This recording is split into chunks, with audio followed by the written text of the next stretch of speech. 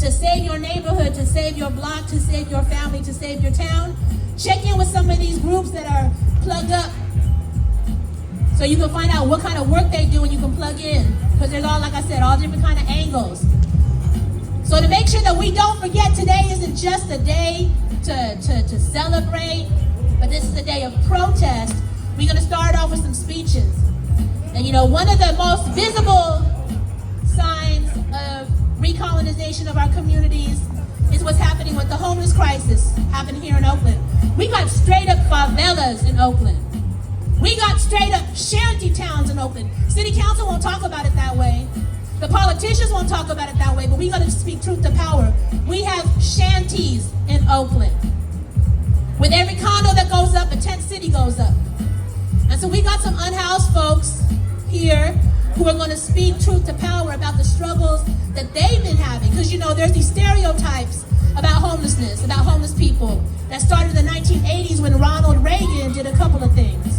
One, he started the war on drugs, which was really a war on black and brown communities to stop us from organizing, which is happening now with the war on meth. This meth epidemic that's hit Oakland that no one's talking about, that's stopping us from organizing. Okay, that's stopping us from fighting back, and that's put there on purpose. Meth is not something we use, right?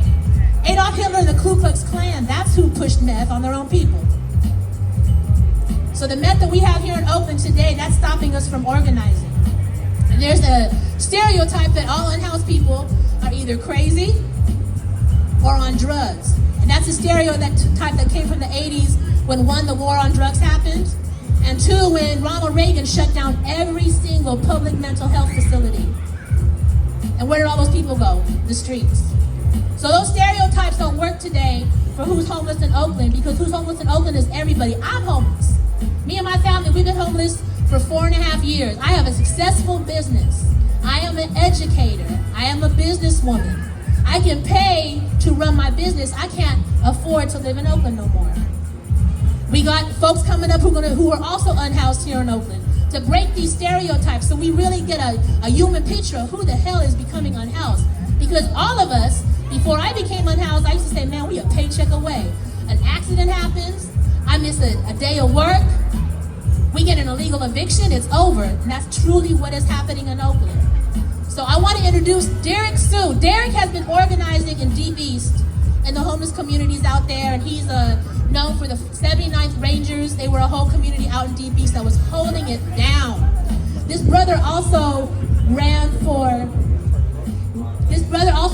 the mayor of Oakland.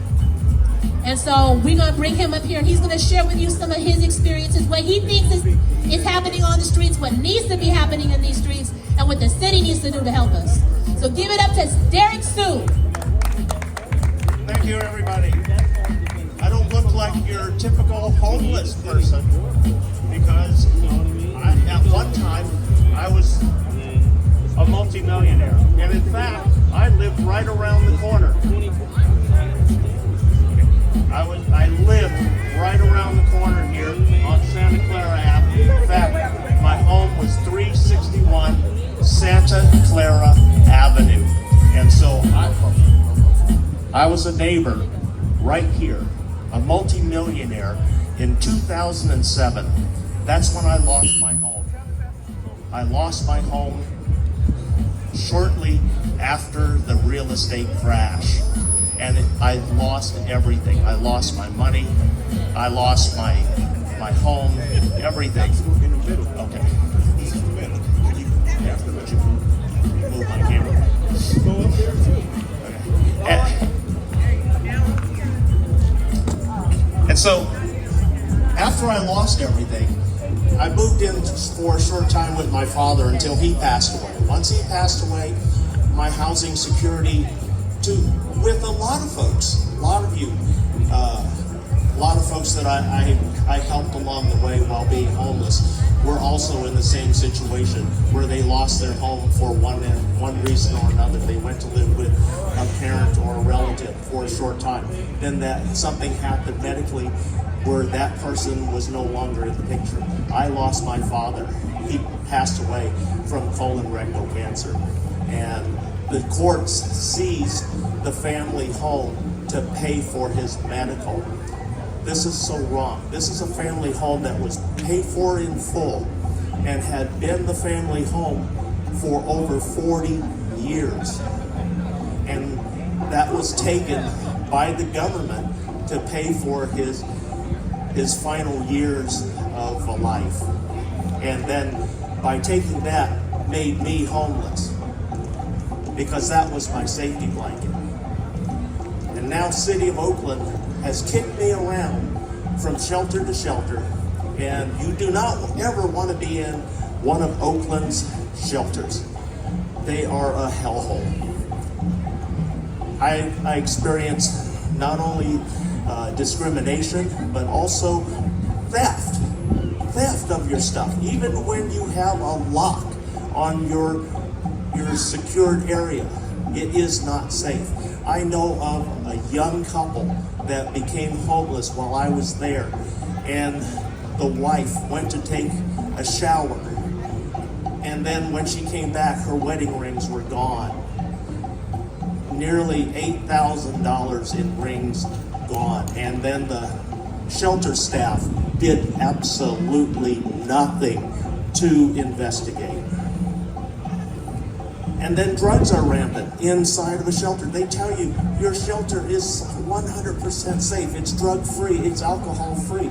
This is a complete lie, because my room was the only room that was sober on the floor for the men. We were the only ones that did not have drugs running through there and smelling like a brewery. Literally, you walk by a dorm with the door closed and it would smell of alcohol. And then in my last week at that shelter, a person died of a heroin overdose in bed at that shelter, right in East Oakland. So conditions, when Oakland officials tell you that it is safe and it's healthy, it is not. It is a lie. I spent 91 days there, and I was never so glad to get out of there. The streets are worse because you have no protection, you have no walls, you have no heat. Everything you need, water, food, shelter, everything you have to fight for. And then while you're fighting to put it in place, there's somebody fighting to take it away from you 24 hours. If it's not the city and the officials, it's the county or the criminals on the street. I have, in my camp, I founded the 77th Ave Rangers community, a homeless community. We had at one time 63 people living on the streets, and that includes women and children. Yes, we had children in the camp as young as 3 years old. We were the only camp that was authorized to have children because of the need for housing, and there wasn't any for women and children. And because of my federal firearms license, I was licensed for carry. I've already was cleared by the government for working with young children and seniors at risk. So they didn't have a problem with me supervising the women and children until they could get them into housing, and that's what we did. And we made a difference. We made a difference. We got people into housing. Once programs started becoming available in 2002, we got the seniors off the streets into safe RV parks and into safety. And then from there, we were able to get them into permanent supported housing with continuum of care. So all their needs are being met right now. And that's 32 people that I have been able to formally and officially get off the streets of Oakland and into permanent housing. And these were, a majority of everybody that is homeless is of African American descent. I grew up here. This is my area. I grew up as your neighbor in East Oakland. I was born and raised in East Oakland. And so I see brown skin as my brothers. You're the same as me. And I work with you if you want to work with me. And We have solutions out there. It's just a matter if the city and our governments have the will to create these solutions and very low-cost solutions. I saw one of the most recent shelters that were put up here in West Oakland for the Wood Street encampments. That was $8.7 million of your money for those 100 beds. And that's temporary.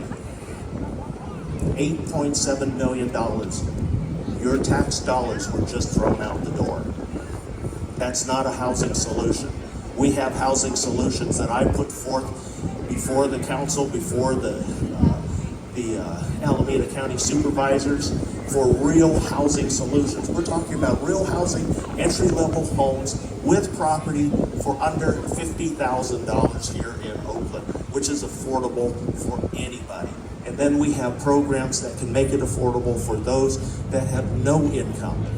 And so there are solutions. It's just a matter, do we want to implement those solutions or not?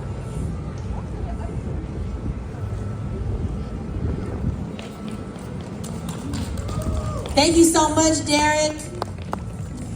Next, I want to bring a sister who is so fierce and unbreakable. The shit that she and her family have been through, because not only are they unhoused traditionally, but they're indigenous. And so how they live is as indigenous folks who can no longer afford living indoors the way regular American society lives. So they were living in their teepee. Y'all remember that teepee you saw around the lake? This is this sister and her family. So I'm gonna have her come up and talk about, you know, kind of what they've been going through just to exist and you know, maintain their culture, and how they've been labeled as homeless. But what they've done is, you know, kind of empower themselves and be like, no, we're indigenous. And since you ain't gonna help us, why don't you just leave us alone? This is Maya York, y'all. Give it up for Maya York.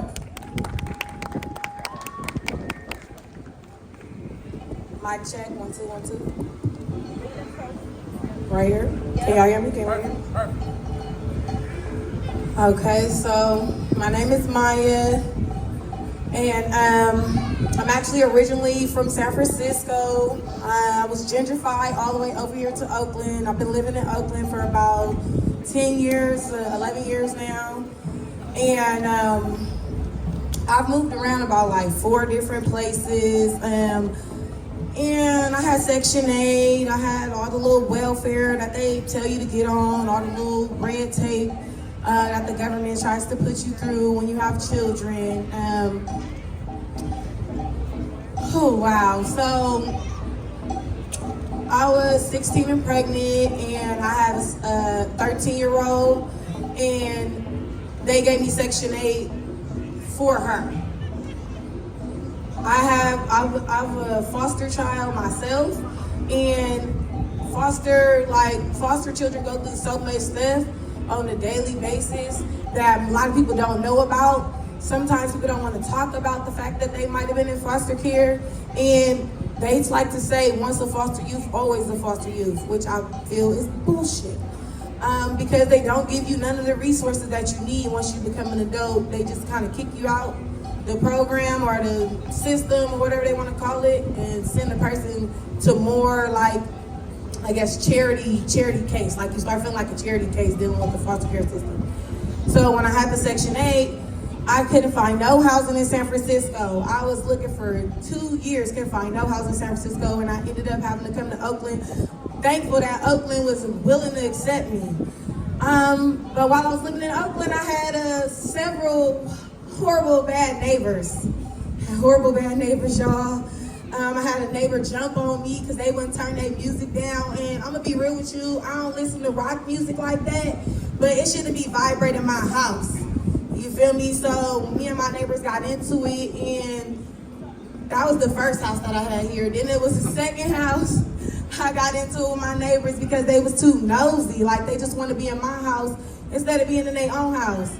So then when I went to my landlord, let my landlord know what was going on with my nosy neighbor, The landlord actually joined in. This is in Oakland. I have a slumlord that joined in. Let me let y'all know where she lived. On East 24th is where I used to live, on East 24th and what's that, 14. And the landlord there had a fire issue with the building. And we kept trying to tell her that there was something wrong with her building. A lot of the light fixtures was not plugged in all the way. Stuff was flickering. We kept bringing it to the fire department. The fire department said they couldn't help us because we was in an apartment and we wasn't a business. So we supposed to just pay rent to this place that could possibly catch on fire. And I have a child in here. So no, I'm not about to do that, Oakland. Yes, Oakland did this to me. So me and my husband decided that we were going to create our own housing so that we didn't have to wait on somebody else to give us a place to stay. So we created a teepee. My husband dug deep into his ancestry to show me that we don't have to live in these buildings because a lot of them got chemicals in them anyway. While we sitting there breathing it in, thinking we paying for something that's good for us, we're really paying for cancer and lead poisoning and whatever else is in the buildings. So we took the knowledge that our ancestors gave us and we built something. And we put it all around the lake. A lot of people seen us. We was around the lake for about 2 years. The police would come bother us. And when we showed them our paperwork, showed them all our indigenous stuff, showed them all our ancestry, they left us alone. So we stayed on the lake for 2 years, moving around the whole lake, enjoying ourselves with our child. They said we had food, shelter, water, clothing for your child, like everything that they ask you to have. As long as you have those things, it doesn't matter if you're outside, if that's what people want to call it, homelessness or unhoused. I feel like we all outside, everything is outside. So if I'm in my teepee and I'm outside, your house is outside too. So why is it a problem if I'm in my teepee wherever I want to go? Oh, you mad because your house can't move? Get a mobile home, hello, right? So it's a lot of different things that people just take something and say, oh, it's called homelessness. No, it's not. It's not called homelessness. It's called being one with nature. It's called being home free. Free from the drama, free from the rent, free from the stress that comes with having to pay the rent. Oh my God. I know everybody has that feeling. When, oh, it's about to be the first of the month. I'm losing my mind to make sure my rent paid, doing all types of crazy stuff that I shouldn't even have to do. Because why? Because why?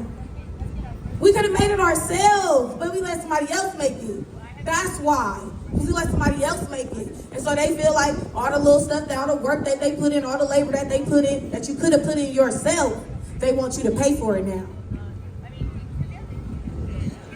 When it wasn't none of these houses and apartments and all this stuff in the way,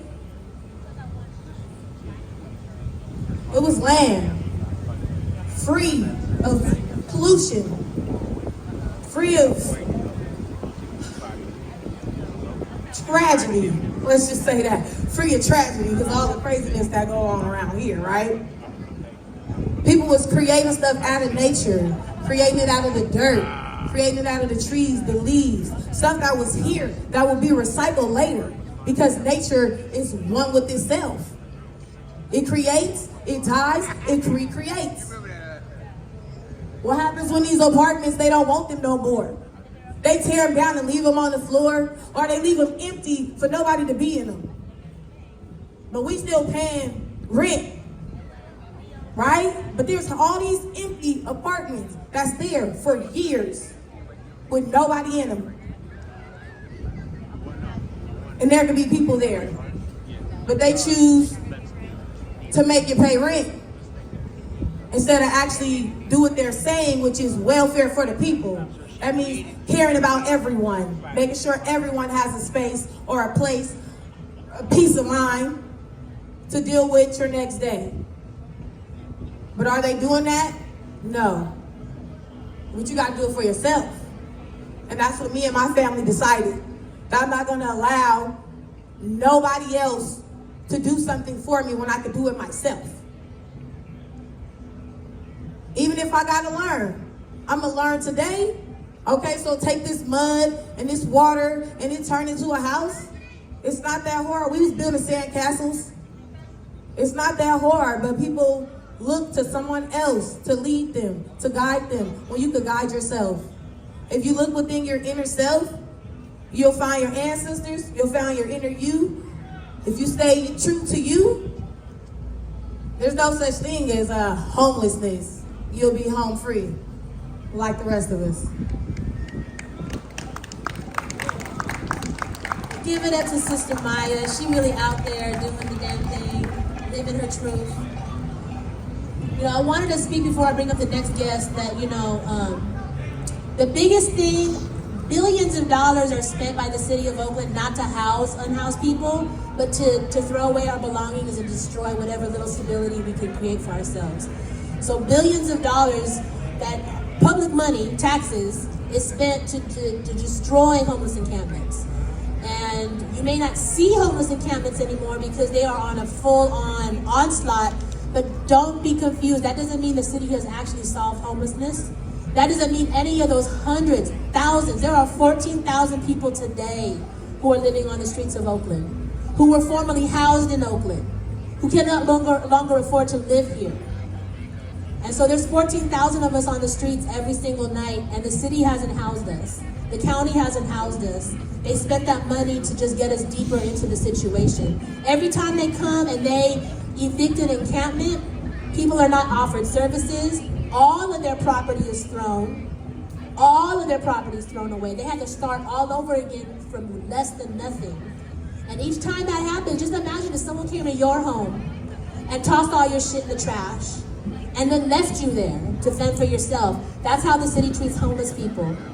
They're not solving it. And that is a choice. A team of us from the village just spent the past 6 months traveling across the United States. What's happening in Oakland is happening across the U.S. And what's also happening across the U.S. is they're not using Jim Crow laws. If y'all familiar with Jim Crow laws, when they said they emancipated or ended slavery, and then they turned around and turned all these laws in place that just basically made being black a crime. Loitering, standing in one place, standing in a group, not owning property, all these things.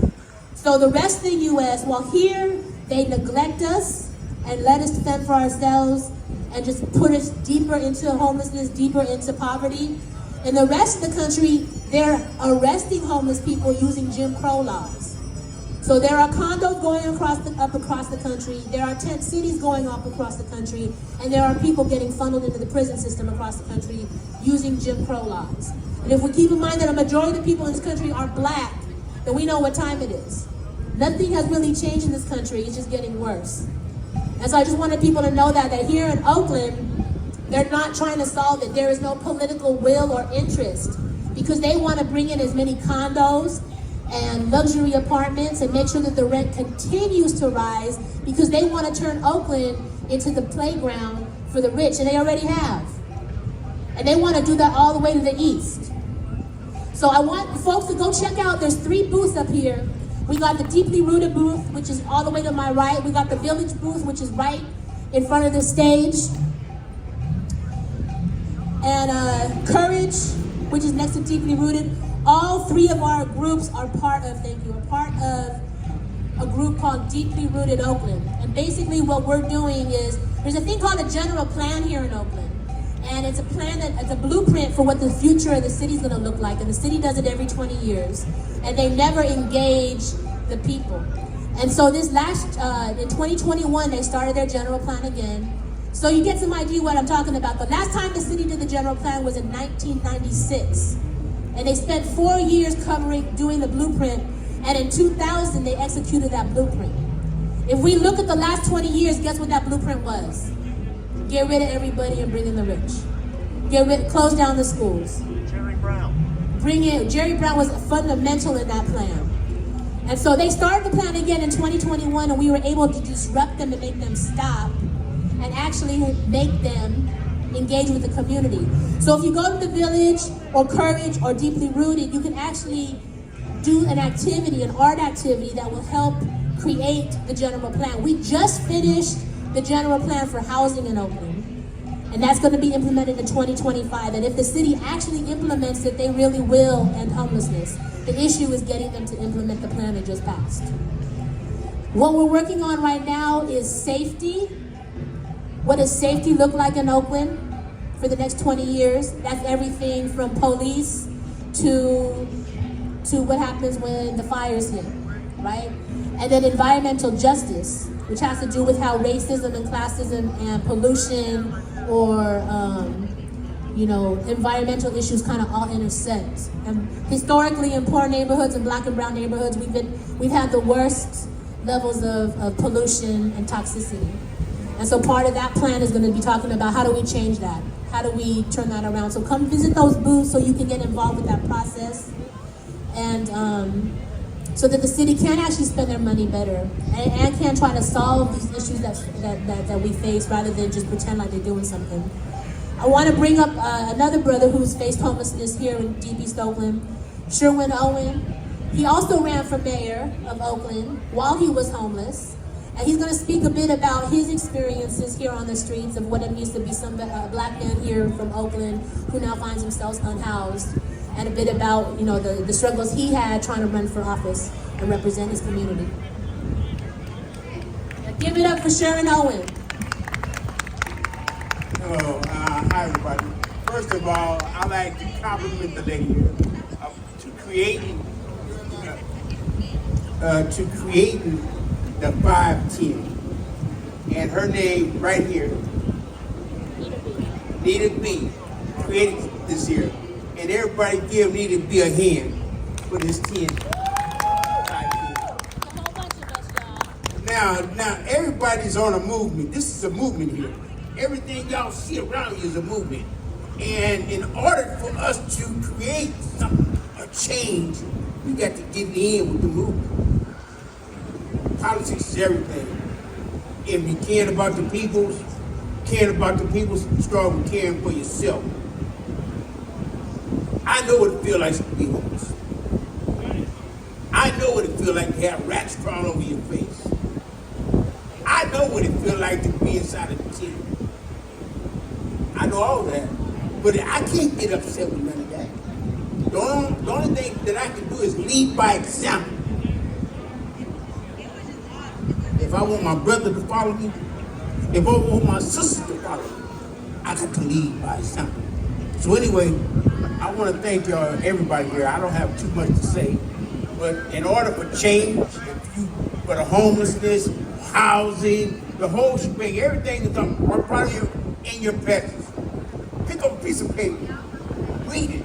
If you can create a piece of change for somebody, a friend, a brother, or sister, everybody out here got a friend or a family member that is homeless, sleeping in a tent. But change. Change begins within self. If you want it to be better, look at me now. I'm not all that, but I chose to go in a different direction. And all those that follow the homelessness, my brother over here, he got his food service. A lot of people have been following me for change. And I'm watching and seeing them go through a transformation for the better. Because in order for us to go through a transformation for the better, the kids is watching us. Everybody's watching us. And the movement starts within yourself. But anyway, I can go on and on and on and on, but I'm not going to take up too much of y'all's time. I'm going to keep it short. And if you really want change for the homelessness, if you see somebody out there that's out there on the streets and put their hands out, it could be the other way around. It could be you out there with your hands out.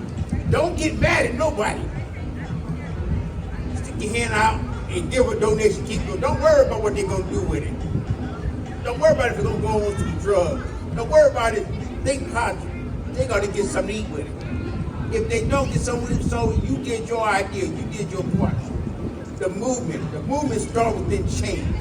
And when people see you doing well, her doing well, the suit doing well, everybody going forward. You got to go forward for something. You got to go forward. Because if you don't go forward, you'll go backwards. And don't say, pour me a drink. Give me some of that medication. You don't need that. change. And if you want to, you know what I'm saying, we keep your people about the homelessness, about the housing. I created a 5-point platform on how to clean up the community, on how to show the homeless, on how to make money. They don't have to be employed with the city. I was going to create, once I become mayor, I was going to create a 6-point platform. I'm laying down, I'm recycling cars, bottles, cans, bike tires, whatever, tents, whatever. I'm recycling everything because there's places like that for people to get money. And once the homeless people start picking up the debris off the ground, taking it to the recycling, at the same time, you know what they're doing? They're cleaning up and don't even know it. But anyway, it's the right way, it's the wrong way to do everything. But I want to thank everybody for coming. And I want to thank, you know what I'm saying, me and my sister here, you know what I'm saying, for creating, you know what I'm saying, the 510 movement. Stick with the movement. Thank you so much. DJ Black, you are going to be on next. So y'all, please, take some time and go check out the organizations out here that are in the trenches every day, doing the work to make our community safer, healthier, stronger, and still in the future of Oakland. Definitely check them out. For folks who are interested in the homeless issue, we got a booth back there. You can find out more information from the village. There are other organizations who work with homeless folks, other homeless leaders you can connect with. And we also have an opportunity, we got care packages. If you want to make a care package, we have a food program called Feed the People. We'll take out the care package you make, or you can take it to someone you know who is unhoused. If you live by homeless folk or work by homeless folks, you can make a care package to take to them. But we just want to get people, activated and involved. It doesn't take a lot to show that you care. Thanks for listening, and DJ Black, it's on.